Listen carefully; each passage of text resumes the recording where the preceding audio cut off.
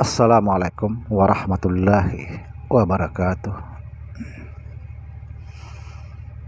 Bismillah, alhamdulillah, alhamdulillah, alhamdulillah. La hawla wa la quwata illa billah. Saudara,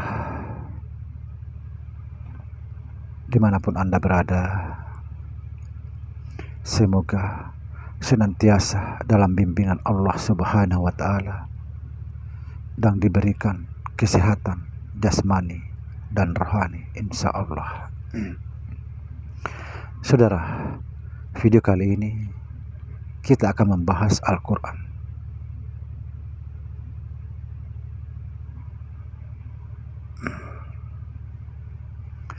Al-Quran adalah wahyu yang diturunkan oleh Allah Subhanahu wa Ta'ala kepada junjungan kita Nabi Agung Muhammad Sallallahu Alaihi Wasallam.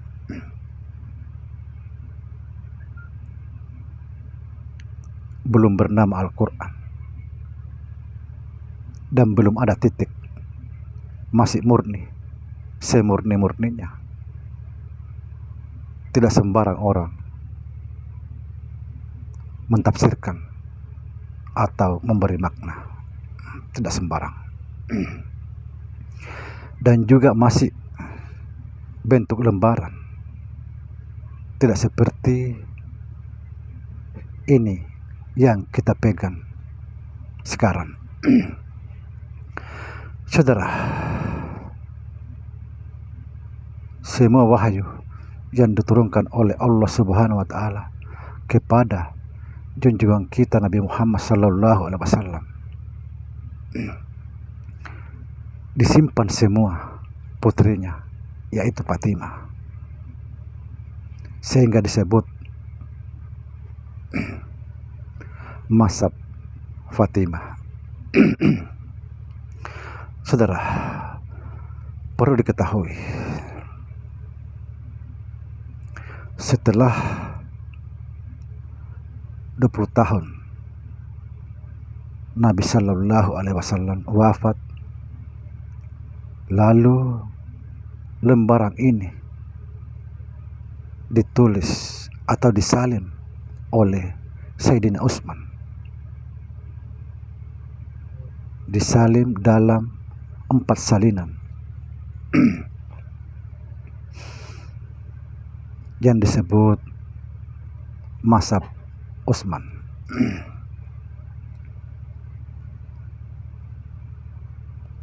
Kemudian 4 salinan ini masih murni, belum ada titik, dikirim ke 4 kota, 4 daerah, termasuk Madinah, Mekah.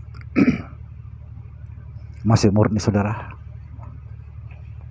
Belum ada campur tangan siapa-siapa, belum ada penggeseran, belum ada titik.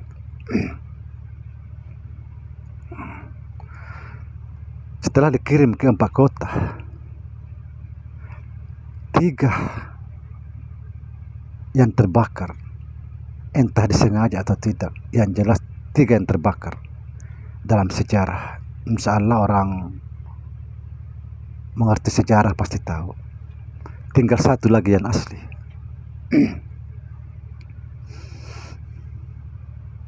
Sekali lagi, tinggal 1 lagi yang asli, yang betul-betul asli, belum ada titik. Diambil oleh Al-Hajjaj bin Mansur. Kemudian disalin dalam 6 salinan, dikirim ke 6 kota besar. Cuma disinilah mulai berubah. Setelah disalin, Al-Hajjaj bin Mansur dikasih titik.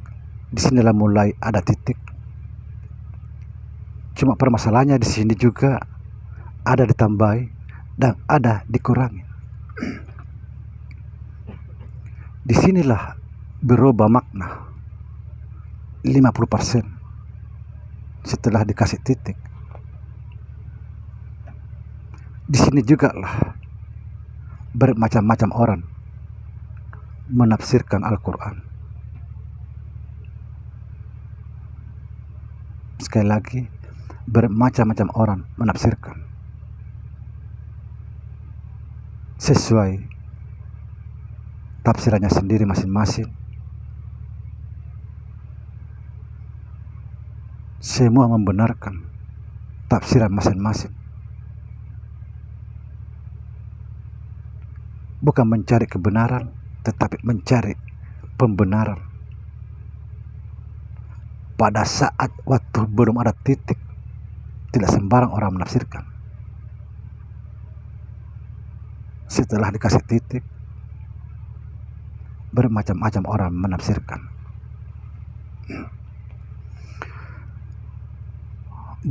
Bukti bahwa makna Al-Quran yang dulu belum ada titik sama sekarang sangat jauh berbeda.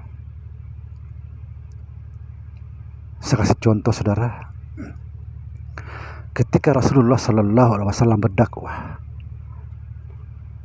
dengan dasar Al-Quran juga, dia berdakwah dengan rendah hati, penuh cinta dan kasih sayang,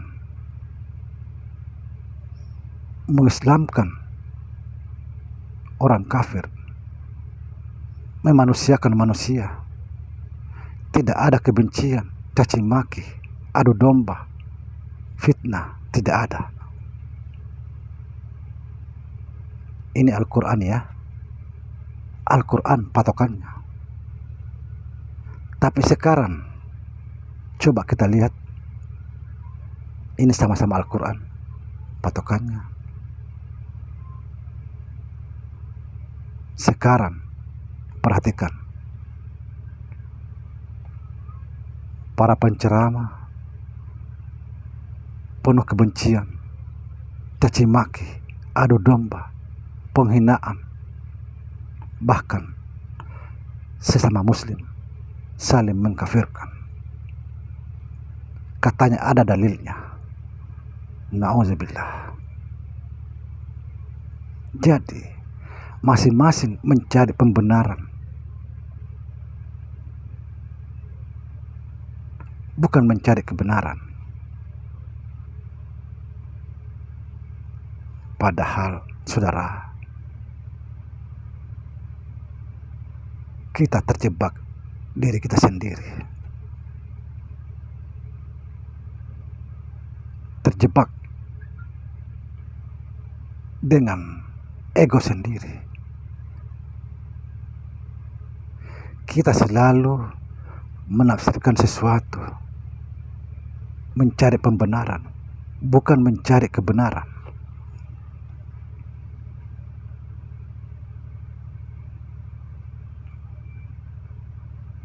Apakah makna Al-Quran setelah dikasih titik berubah? Berubah, pasti berubah.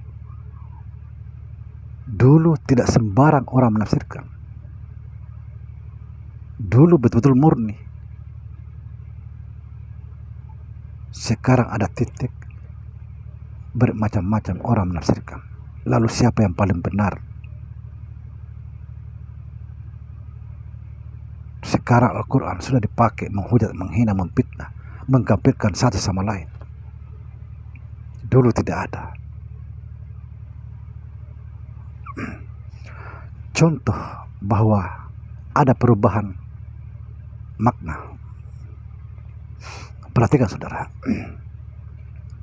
Misalnya ba, titiknya satu di bawah. Perhatikan. Jika titiknya dua di atas, bunyinya ta. Jika titiknya tiga di atas, bunyinya za. Bagaimana kalau tidak ada titik?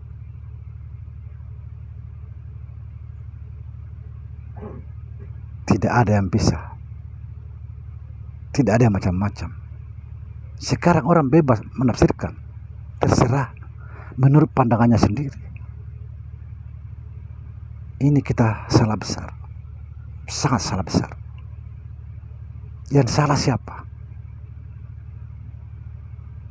Orangnya apa Al-Qur'annya? Al-Qur'annya tetaplah benar, tetapi kita yang salah menafsirkan, mencari pembenaran bukan mencari kebenaran.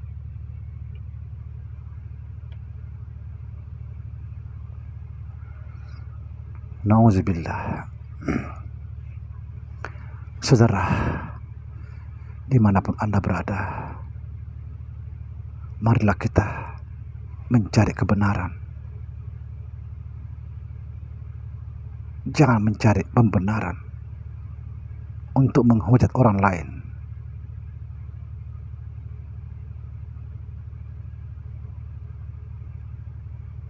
Saudara, yang saya ingin tekankan di sini,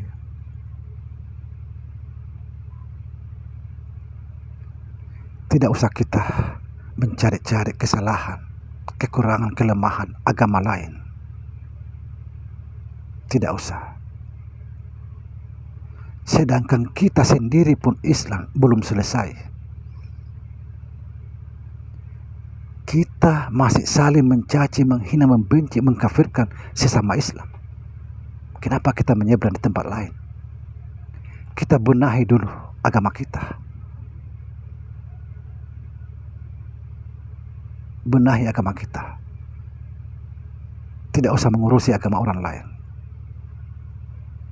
Kita malu. Kita malu mengurusi agama lain, sementara kita di dalam agama sendiri saling menghina, mengkafirkan, mencaci. Nauzubillah.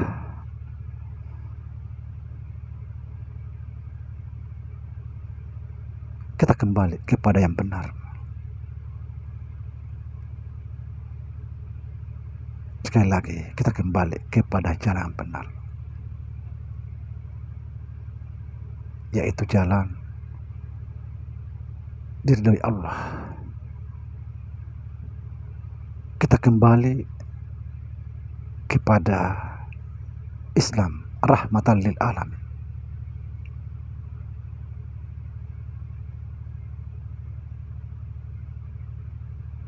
Demikian saudara, mudah-mudahan video kali ini bisa menggugah hati kita untuk menjadi memanusiakan manusia tanpa pandang bulu.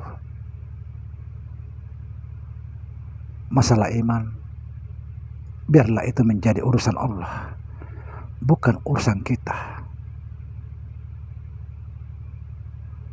Karena kita belum tentu lebih baik daripada orang yang kita hina.